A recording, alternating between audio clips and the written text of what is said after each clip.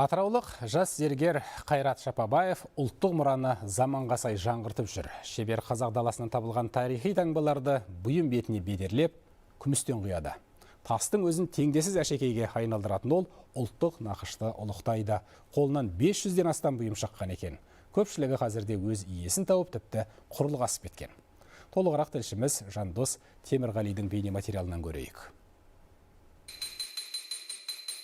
Бұл темір төстікте шыңдалып жатқан шебердің кезекті шедеврі. Түймедей бұйымға толғау терең тарихты таңбалайтын қолөнерші әріске үлкен ыждахаттылықпен кіріседі. Бекзат өнер бойына қонғалы 11 жыл.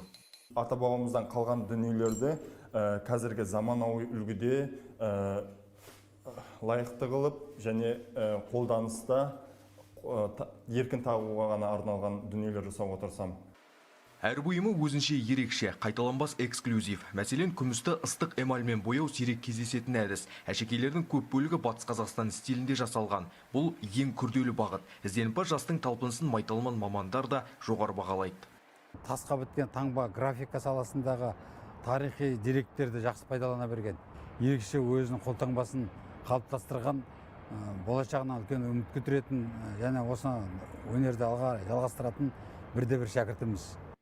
Шебердің көне заттарға жаны құмар. Бүгінде жеке қорында 19 ғасырға тиесілі зергерлік бұйымдар топтамасымен қатар киіз үй жабдықтар бар. Олар да 18-19 ғасырдан жеткен.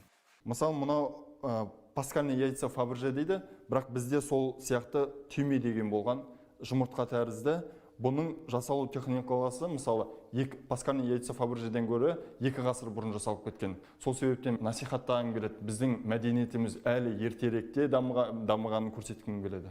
Әрбір оюдың өзінің мағынасы бар, мысалы. Басты мақсат бабалар мирасын сақтап қалу, болашақ ұрпаққа аманаттау. Зергер бұл ұстанымының ұлы ісін шәкірттеріне де үйретіп жүр. Алдағы уақытта өз қолтаңбасымен ұлттық брендті қалыптастырсам дейді. Үлкен дүкен ашып, қазақы бұйым сатуды көздеп отыр. Жандос Темірғали, Өнербек Жаңабай, Қазақстан ұлттық телеарнасы, Атырау.